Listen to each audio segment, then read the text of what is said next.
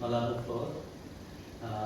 Thank you so much, ma'am, for agreeing to be here and instantly agreeing to be here and joining us today, and also giving us various shades of interpretations of Gandhi that are available. You know, the way she mapped the kind of interpretations that are available in the world with regard to Gandhi is wonderful. Though she said she is not going to profess, in fact, she gave a wonderful professorial lecture on Gandhi. And Mr. Rungsung Masakui, His Excellency, the Indian High Commissioner, is always precise and to the point, and in stressing the importance of practice over thoughts is important in his talk. Thank you so much for encouraging us by being here. And Dr. Vivek Nelson White, head of the Department of Language, Linguistics and Philosophy, who has always been supporting us and also stressing the importance of Gandhi in the times of transition of the country, right? The thoughts of the individual become more important during the times of transition, and that's the point that she has stressed in her opening remarks. And thank you so much for that. And Dr. Rotimi Omosulu, Coordinator of Philosophy Section, colleagues from Indian High Commission, other colleagues from various departments and sections of the University of West Indies, people from Indian and Jamaican community who have joined us. Ladies and gentlemen, greetings to you all on the eve of Gandhi Day. My sincere thanks to Indian High Commission and Indian Cultural Society in Jamaica for being a part of this event and making this possible. I feel honored to be part of the celebration, Gandhi Day celebration in Jamaica for the second year, because last year I gave my first lecture, so I feel honored to be being here once again. And I must mention this on this occasion that I have been trying to build a kind of emotional, intellectual and experiential relation with Jamaica in these 15-16 months that I have spent here, trying to interact with the students, faculty of other departments, and the community in general outside, stressing the importance of philosophy for life, human life, and Jamaican life as well, Jamaican human life as well, because I believe geography plays a crucial role in your own experiential knowledge. So that's how I'm using this word, Jamaican human life. So I don't know how far I'm successful, but I'm trying my best to reach out and make my own self enriched with these experiences and insights that I have been building. And as a part of it, I'm mentioning this to all of you, and some of you are part of it, I believe. We started something like Philosophy for Jamaica, just trying to think louder as to what would be philosophy for Jamaica and how do we conceptualize that. So this is one thought that has been intriguing me, and people are coming forward to participate in the dialogue and discussion, because there is no defined one, because if you arrive at the fixed definition, it is a dead one. So the definitions are always evolving, and in this process, the present lecture, the context of my present lecture, Gandhi and the Jamaican Republic becomes crucial and important. I know that a lot has been built before me by various speakers and the people who have introduced. Please don't expect much from me, okay? Because your disappointment would be based on your own expectations. So please be open as to see what is happening, right? So that's my sincere request to all of you. What am I going to do in this 20 minutes? I believe I have 20 minutes. I feel very happy and also very sad at the same time, because I'm happy because some of my previous speakers did not come, okay? And I have a lot of time to talk. I'm also unhappy because they couldn't make their presence and be a part of our celebrations. So let me use at least 20 minutes time to complete my presentation, and 20 to 30 minutes, that's what I'm assuming to be doing. With regard to this theme, as I already mentioned, this theme in fact is not chosen by me. It was an outcome of the discussion that happened in the department and within the philosophy section that churned out certain thoughts as to how do we talk about Gandhi yet make it relevant to Jamaica. So it's an outcome of that process, and I believe the due importance should be given to Dr. Omosulu for suggesting this kind of a theme. But the theme appears to be asymmetric. When I say asymmetric, it doesn't seem to be going, no, they're not on the same parallel, right? Temporally, we see two things, space and time to be important for any context. If you look at the space, spatially there are two different places, right? Jamaica and Gandhi may not really be at the same symmetrical space, and also they are not in the same symmetrical time. They belong to, this is the 154th birth anniversary that we are celebrating, and people still, in the recent past question and ask this question again, concern again and again, saying that how is Gandhi relevant to the present times, to the present space? And people have been responding to that and trying to make the importance of Gandhian philosophy and Gandhian thoughts useful to not just states and countries in the wider perspective, but humanity universally and individual human lives as well. See, often people misunderstand philosophy to be something that is very broad and it doesn't deal with my life. It doesn't deal with the concrete problems of the life. But actually philosophy, in fact, deals with the concrete human problems of life. And the best example that you find is Gandhi as a practical, pragmatic philosopher who has followed whatever he has taught in his own life. So we call it philosophical activism, right? It's not just professing and talking about it and doing something else going home. So that is very important that we find. And this asymmetry that we find, the possible asymmetry that we find between space and time with regard to bringing Gandhi and Jamaica together is one of the major concerns that I would be addressing, because I see that though we look at often such kind of asymmetry to be problematic, for a political philosopher like me, it's not an asymmetric and it's not a problematic one for me. It's not a problematic one for me because Gandhi is, though he is addressing the concerns of Indian freedom struggle at that particular point of time, he has been giving us universal insights as to how an individual should conduct his own or her own life and how a country should aspire to become something after independence. So these two aspects, in fact, if you look at them, they very well situate themselves within Jamaica as well, as it was stressed by Dr. Nelson White with regard to the transforming times. I would add one more adjective to that, conscious transformation that is happening. It's not just unconscious transformation that is happening, which we don't know what is going to happen later on. It is a conscious transformation that is happening when we are talking about Jamaica as a republic, right? The people of Jamaica, Republic of Jamaica are consciously making this attempt of becoming a republic. That is very important to me, because often in our public life we become more unconscious than conscious in doing our activities. So that's about the theme that I thought I should mention. I'm not dealing with all of Gandhi. I'm doing a kind of conceptual analysis and philosophical exploration in this particular talk. And I'm going to examine the Gandhian model of a republic rooted in his concept called Swaraj, because he hasn't used the word republic for himself. So, but his conception of republic is rooted in the term Swaraj. That is very important to me. So I would be talking about his concept of Swaraj. Swaraj, I would come to that a bit later. And as I said, relevance of Gandhian model for Jamaica is possible as his philosophy is philosophy of liberation.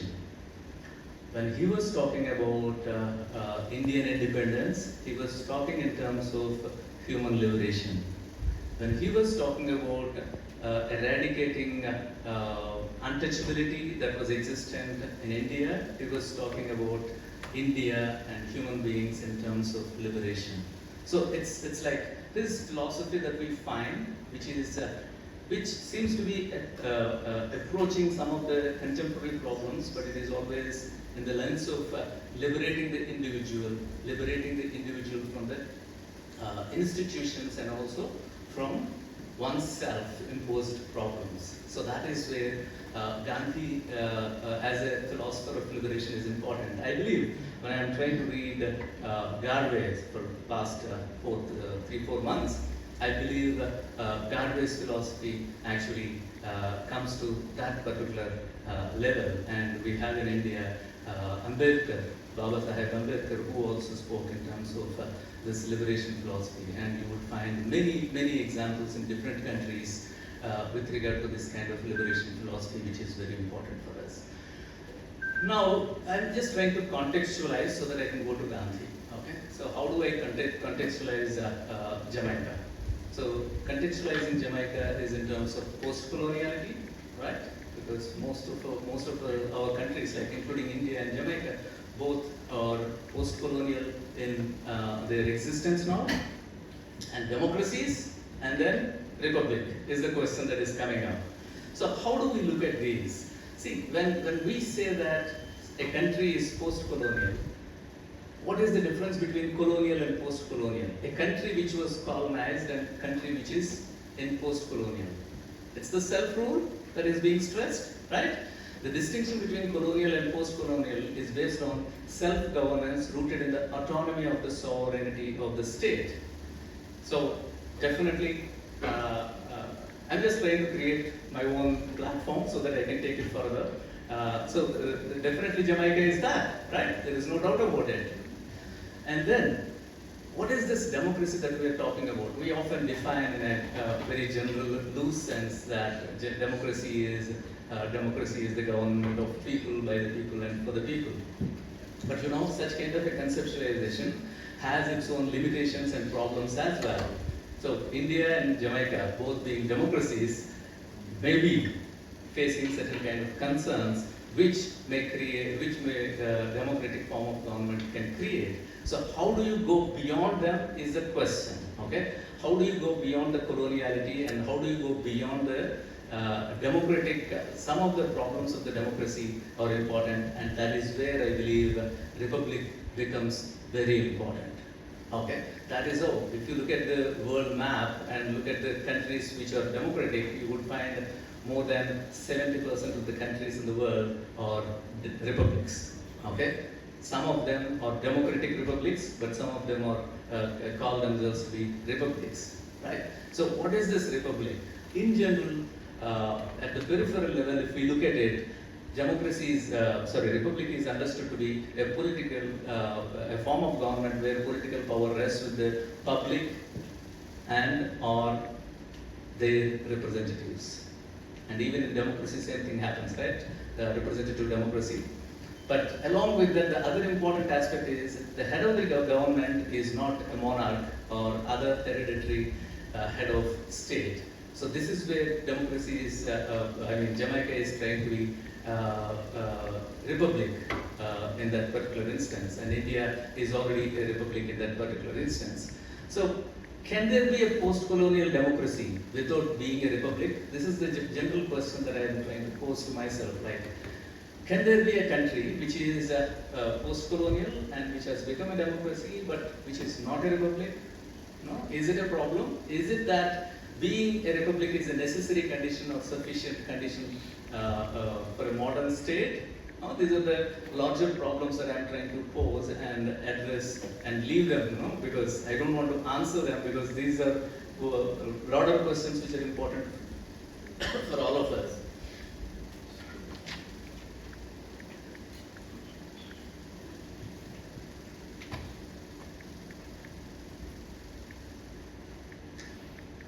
I believe strongly, and if you read the distinctions between republic and democracy, you would find that rule of law And I believe we have our Minister of Legal and Constitutional Affairs rightly with us. This is what makes a republic different from a democracy. And the problems of democracy in terms of majoritarianism and violation of the rights of the minorities would be addressed through this rule of law and constitutional safeguards in a republic. I believe Jamaica is already in that process, conscious process of that.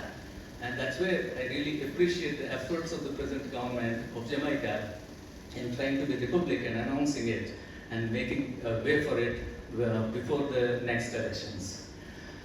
Now, the concern is, okay, if I have to bring in the Gandhi, I have to create a context, right? Otherwise, as I said, there is an asymmetry. How do I bring Gandhi into the picture? The concern is not whether Jamaica should be a republic. Everybody would say, no, at least maximum people would say Jamaica should be a republic. Okay, there should not be any question because I already created the context of post-colonial and democratic system that is existent. The question for me is rather, what is the Jamaican conception of republic? Okay, if we don't ask this question, then probably we would be failing in our job as the citizens of Jamaica and also as the contributors of republicanism in Jamaica. So that's where I believe, is it something that is given by the other or history that we want to accept as Republic for Jamaica? Which means, friends, remember one thing, many countries have defined Republic according to their own perspectives, okay, their own historical experiences. For instance, there is a huge debate that exists in USA as to what is a republic in United Nations, United States, okay? So the republic is not same for every country. And I believe that is to be taken into consideration in conceptualizing the Jamaica's its own construction of a republic rather than going by something that is already defined. Okay, as I said, if something is already defined, then it is frozen, and such kind of frozen one may not be suitable for every one of us and each one of us. So that's where I believe the question that we have to address now is, what is the Jamaican conception of republic that we are looking at? What would be the foundations of Jamaican republic is to be something that is to be addressed. Okay, when I say this, see, every republic will have different kind of foundations on the basis of, for instance, I would ask this, for instance, in terms of its historical experiences, because the country's historical experiences are different. The people who have colonized will have a different kind of a historical experience, and the foundations would be different for them, and foundations of a country which was colonized would be different. So this is another important aspect that I thought I should stress here, and that is all. The concern is, what is it to be a Jamaican? In fact, madam, I should mention this, that in many of the lectures that I am giving on philosophy, I was exploring this question like, what is it to be a Jamaican? And I get different kind of answers. And I suggest all of you to look at one documentary that was made by BBC on what is it to be a Jamaican. Okay? And it begins this way. The narrative is important for me. It begins this way that initially it asks like, what is it to be a Jamaican? And people start saying that trust. Many people say that. And then the documentary tries to break that concept in the second half. Okay? Saying that there is no trust. I'm saying we should construct our own narrative of republic rather than other trying to create our own narrative of republic, right?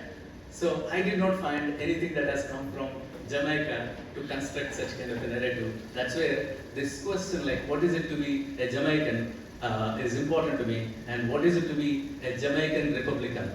I'm not saying Republican in the notion of United States. I'm talking about Republican as a citizen who is associated with Republic. This leads me to this another important question, like what is Jamaica and how is it conceptualized for future? Whenever we try to talk about a country, our own country, We don't just talk about our own country in terms of what it is now. We talk about our own country in terms of what our aspirations are. No? And the transition, times of conscious transformation that is happening now, what are our aspirations is important. And this is where, when I ask this question, like, what is your idea of Jamaica? I asked this question in many of the platforms where I was giving lectures on philosophy, like, what is your concept of Jamaica? Is it an ideal one, which probably you can never reach? Or is it an empirical one, which you experience every day in your life? Or is it an empirical one, as it is presented in terms of people talking about its violence, etc.? Is that what your conception of Jamaica is?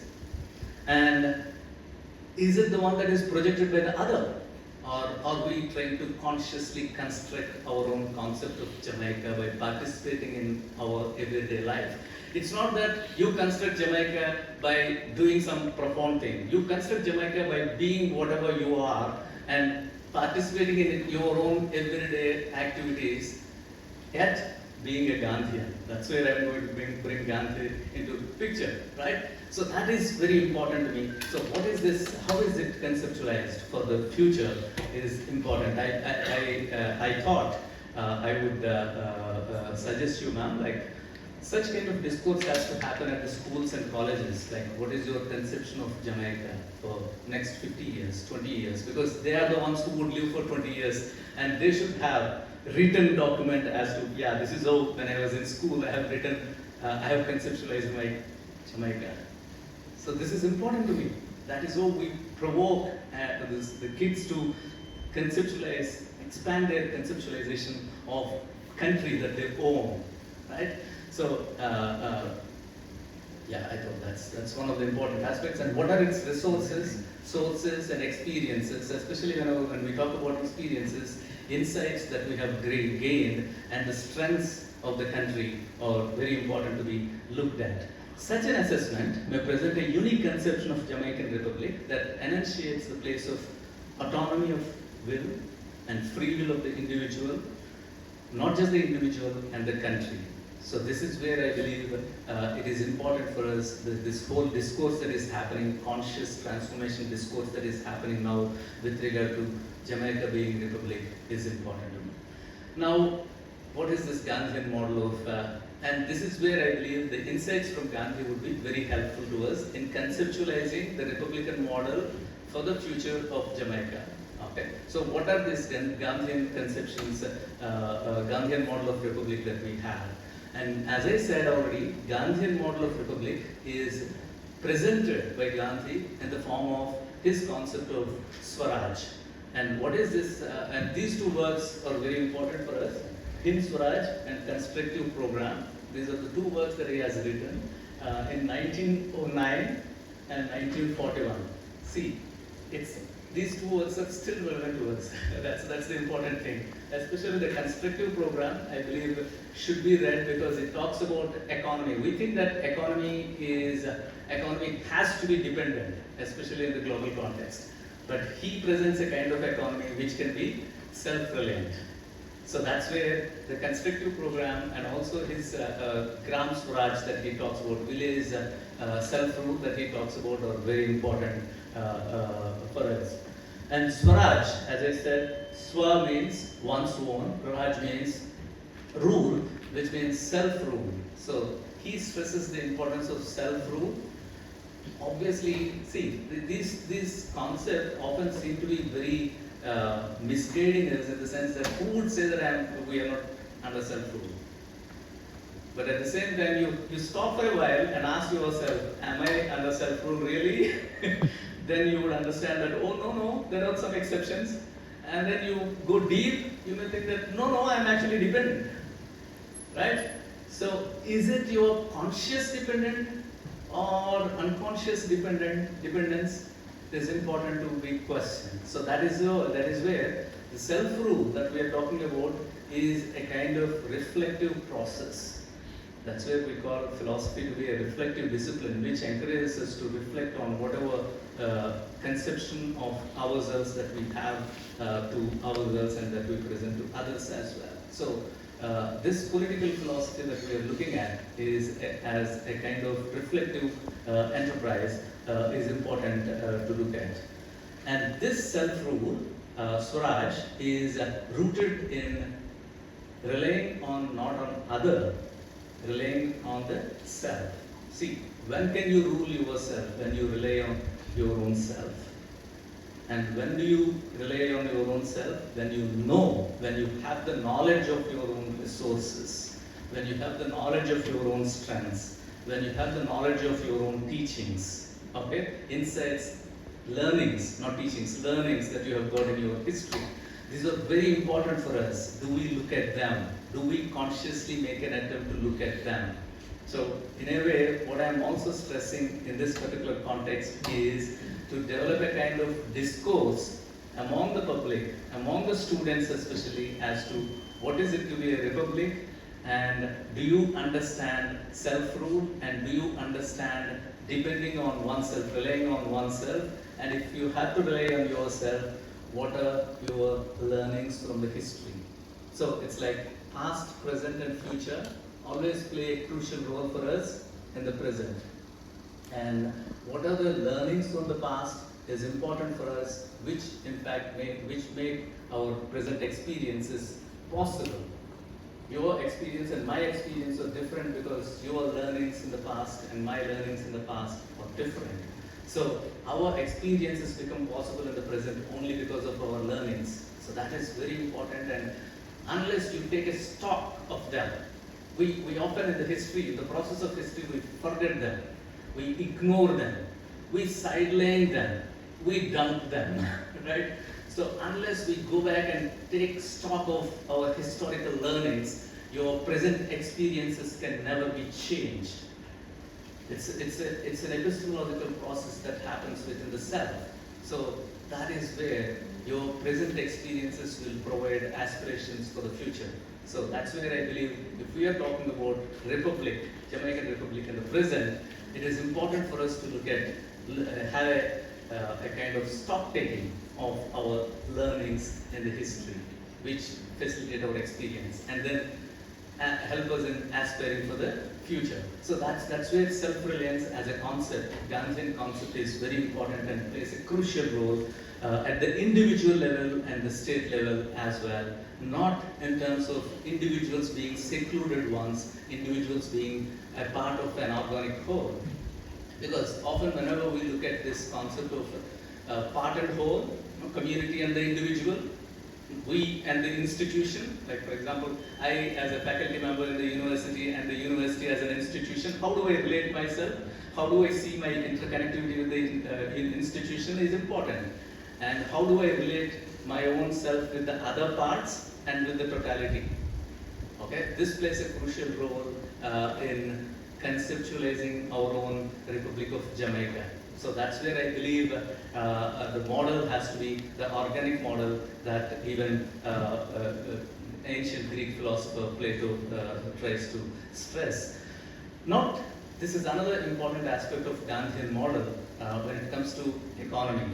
I believe I stressed this point in the last year's lecture, and somebody from the audience said, no, I don't think it is possible. Okay, the concept is not having more. Self-reliance. What do you call to be self-reliant? Do you think that you can be reliant on yourself only when you have so many things with you? Possessing so many things, does it make you to be self-reliant? Or becoming more?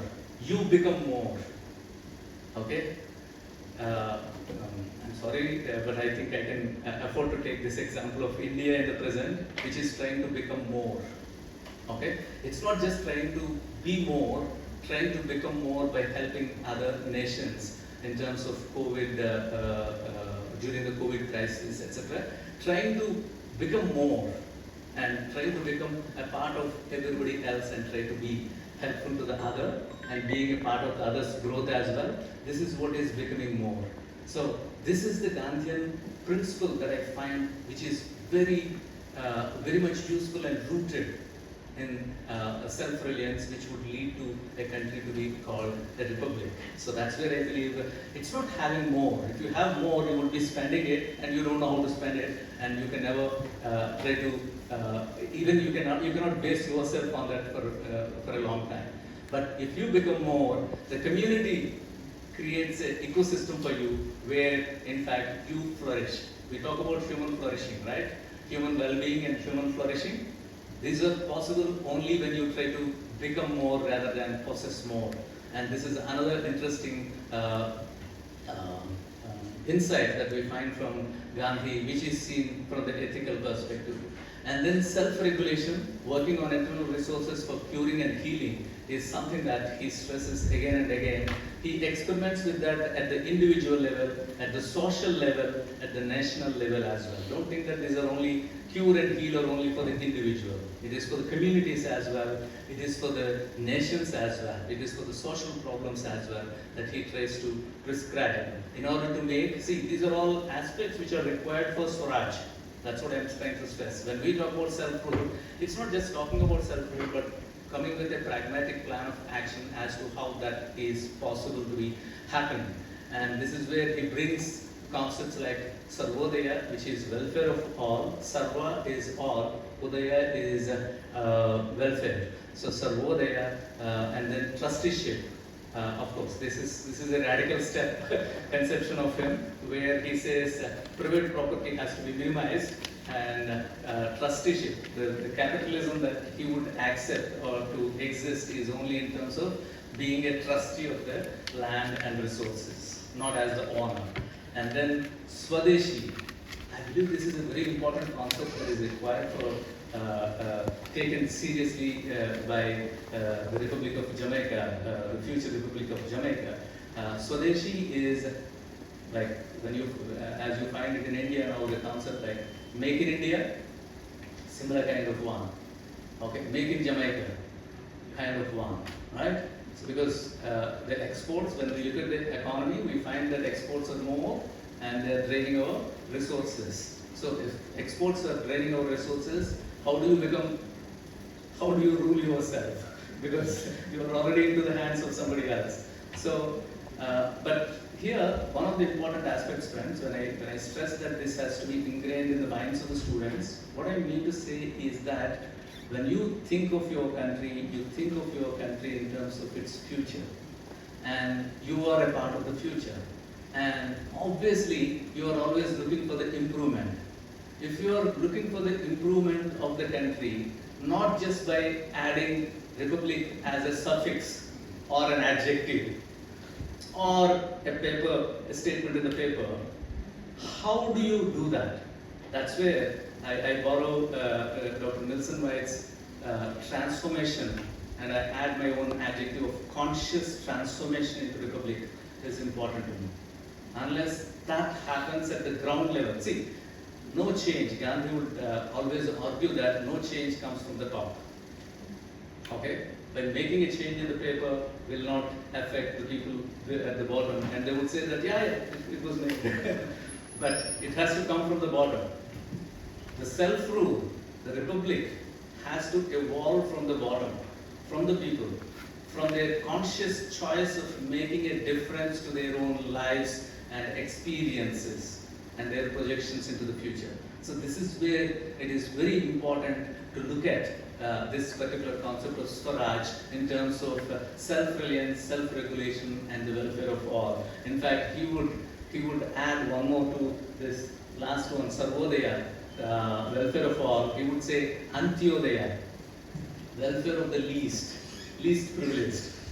Okay, he would stress this point that it is not the welfare of all in that particular context. It is the welfare of the least privileged that is very important. So aspirations of those have to be taken into consideration in making a republic for him, which is very important insights that I believe Jamaica should take it. So when I say this Swaraj, I thought this quotation would be very helpful to each one of us. You please read it for yourself, it would be helpful to you. You think that I have bad habits, right? He would say, you are thinking badly, that is how you landed in bad habits. Okay? Read this. Carefully watch your thoughts. for they become your words. Manage and watch your words, for they will become your actions. Consider and judge your actions, for they have become your habits. Acknowledge and watch your habits, for they shall become your values. Understand and embrace your values, for they become your destiny.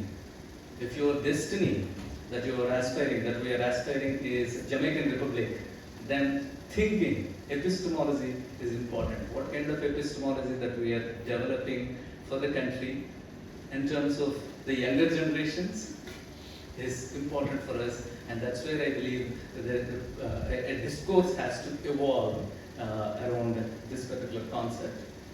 So just to add a few more points to his concept of self-reliance as it is useful to the conceptualization of republic, he would say that people do talk about self-reliance, but how would one become self-reliant? You cannot become self-reliant because you know that you are dependent on so many other factors, and you know that you are free to some extent, but it doesn't coincide. They don't go together completely. So he would say, knowing the essentiality of one's dependence is very important. Knowledge is very important. Self-reflection that leads to knowledge is very important. And once you gain the knowledge of, we often talk about in philosophy, discriminatory knowledge.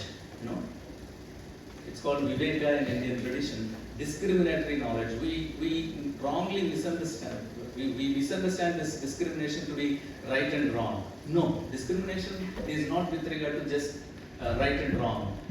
Understanding what is the essential thing that you should depend on and what is the non-essential thing that you can discard in your life is also a kind of discriminatory perspective that is important for each one of us, not just for the country, but for the individuals as well. So these principles, as I said, the organic model applies to the individual at the individual level, country at the national level. So distinguishing essential and non-essential aspects of dependence, and then minimizing non-essential dependence, strengthening the internal resources of essential dependence. This is the model that he presents as something that is important for self-reliance.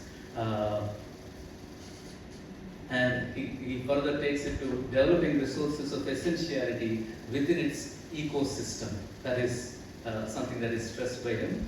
And self-controlled moral development is something, development of mind, body, and soul by practicing the truth, non-violence, and non-possession at the individual level as well as the national level is being stressed by him.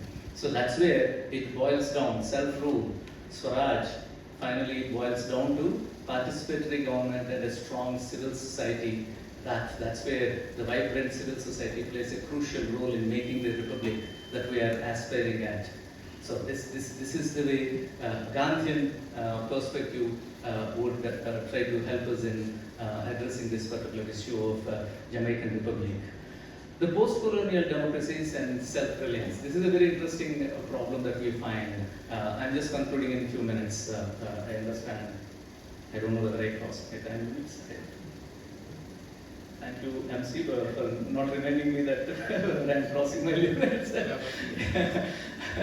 See, I would always ask this question. I posed this question in the last year's lecture as well. Post-colonial democracies, we talk about independence. We celebrate independence, right? Independence of Jamaica and independence of India. That's such a spurious concept. I'm sorry to say this.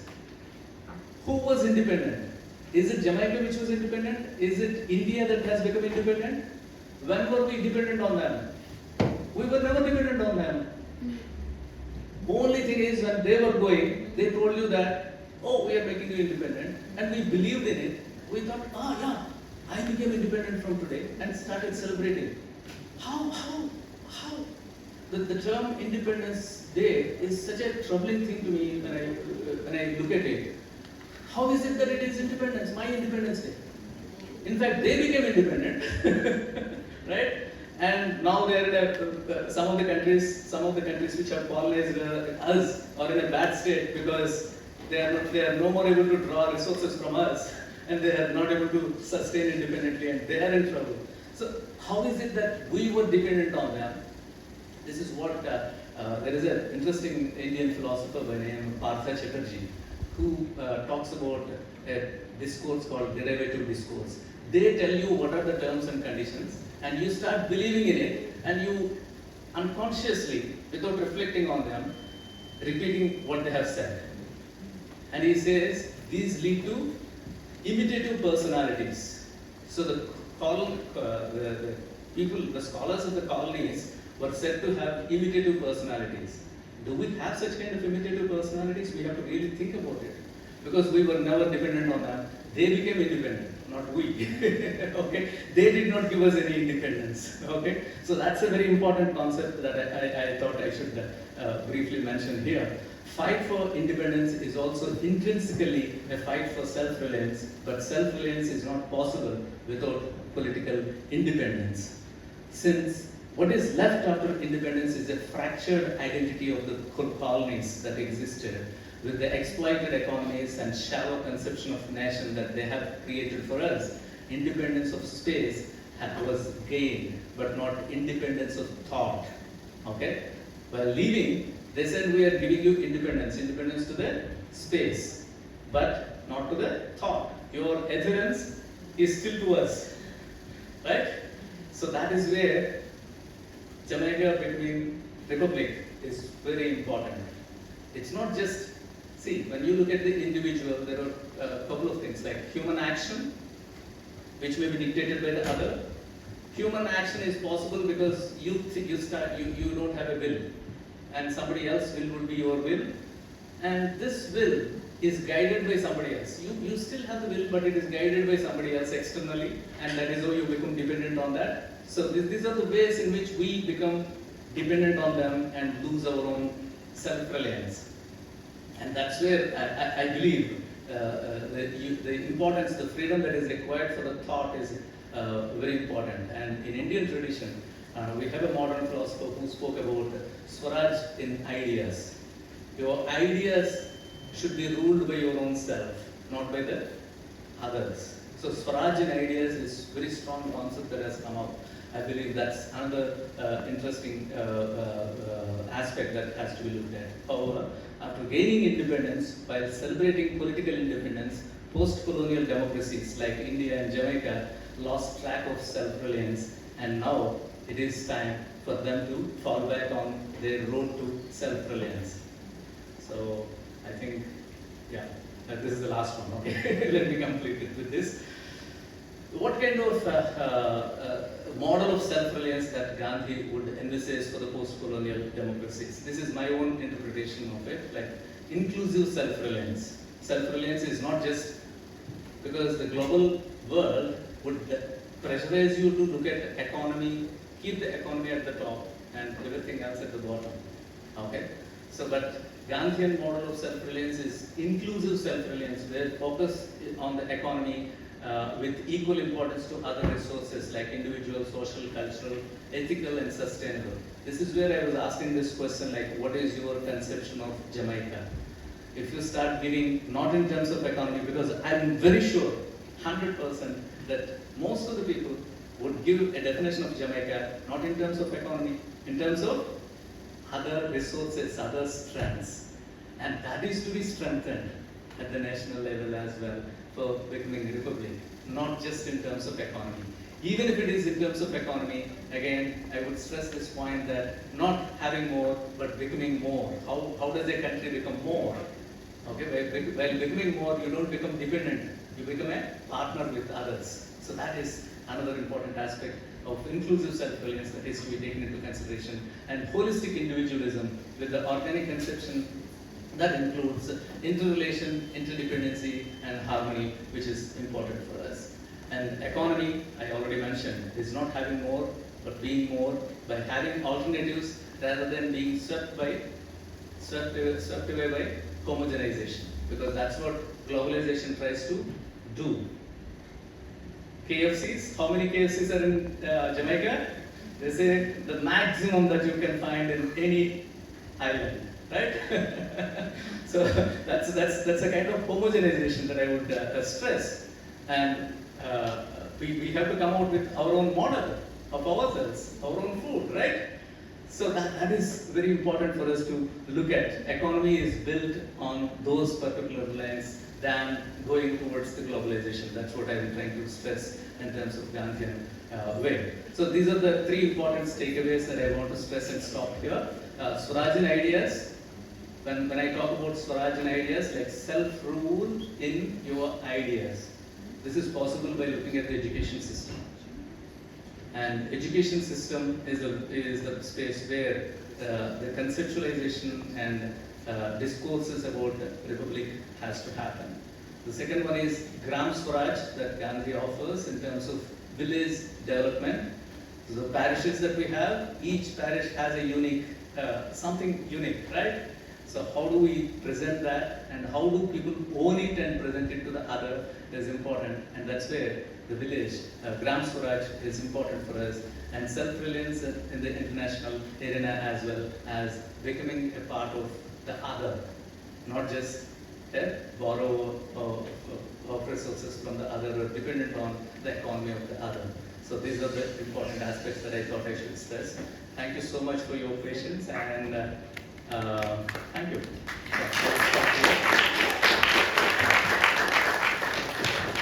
If there were any observations or